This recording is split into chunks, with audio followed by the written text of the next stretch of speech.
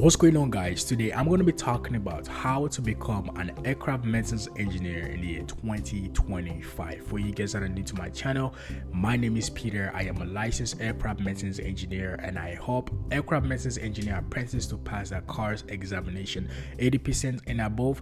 I also help aircraft maintenance engineer apprentices with job application, interview questions. So if you're an apprentice that need that type of help, click the link in the description and book a consultation and let me see how I can help you out. All right, so how do you become an aircraft maintenance engineer in the year 2025? There are two ways to become an aircraft maintenance engineer. At the end of the video, I'm going to tell you guys my favorite way and the easiest way to become an aircraft maintenance engineer. So the first way to become an AME is by going to school, but you want to make sure you go to an approved school by Transport Canada. I'm actually going to put the link in the description so you guys can see the list of schools that are approved by Transport Canada based on your city, province, or the province you want to go to, right?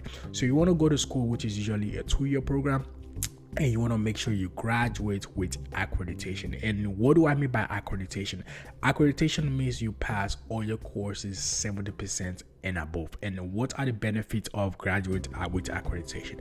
The first benefit is when it comes to your license examination, you just got to write one exam if you graduate with accreditation. But if you don't graduate with accreditation, now you got to write 4 examinations. And the second benefit is when it comes to job application, a lot of companies prefer people that have accreditation, and the reason why is it's so much easier and faster for them to get their license, basically. So if you're in school right now as an apprentice, you want to make sure you graduate with accreditation.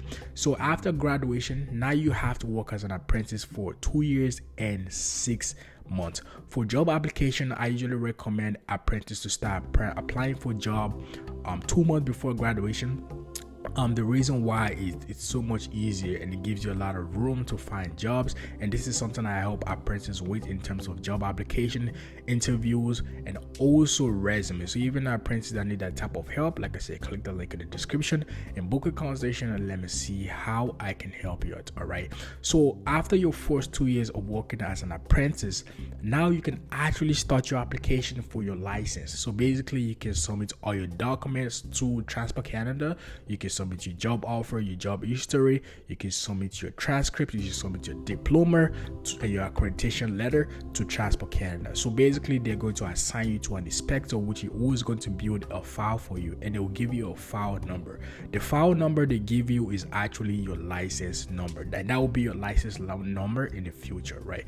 Once the Transport Canada inspector see all your documents and make sure everything is good, is actually going to give you the authorization to write your CARS examination. And this is where accreditation comes in, right? Like I said, if you graduate with accreditation, you just got to write one examination, and the examination is called CARS examination. And guys, with the right preparation, with the right information, you can pass that examination easily. Like I said, this is something I help apprentices with in terms of CARS examination.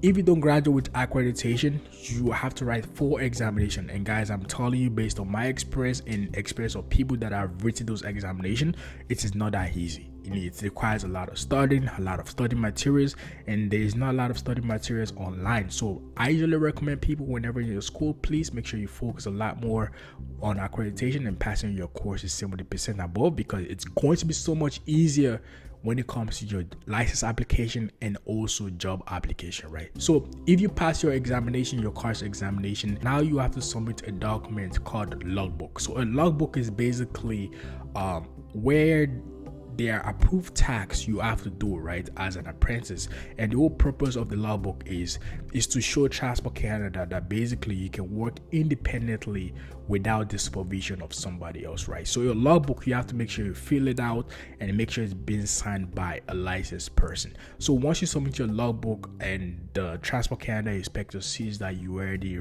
reached the requirements of the numbers of logbook you have to get signed, they will actually give, after 6 months, they will actually give you a license. So that is the first way to become a licensed aircraft maintenance engineer. The second way is by working as an apprentice for 4 years. Guys, this is another way to become an aircraft maintenance engineer. So basically you have to work as an apprentice, get an apprentice job, work as an apprentice for 4 years. After your 4 years of working as an apprentice, you have to write 4 examinations instead of writing 1 examinations. And when it comes to my recommendation, I usually recommend people to go through the school route because it's so much easier and smoother. And for you guys that are trying to that came as an international student like me, it's way more better going through the school route because it's going to help you out with your express entry. All right, so yeah, that's how to become an aircraft maintenance engineer in the year 2025. Like I said, for you guys that are new to my channel, my name is Peter. I am a licensed aircraft maintenance engineer, and I help aircraft maintenance engineer apprentices in terms of cars to pass the cars examination 80% and above. I also help aircraft maintenance engineer apprentices in terms of job application, resume, and also interview preparation. So if you're an apprentice that need that type of help, please click the link in the description and book a consultation. Let me see how I can help it. All right, for you guys that are new to my channel and you find my videos informative, please do not forget to like, share, and subscribe. Love you guys.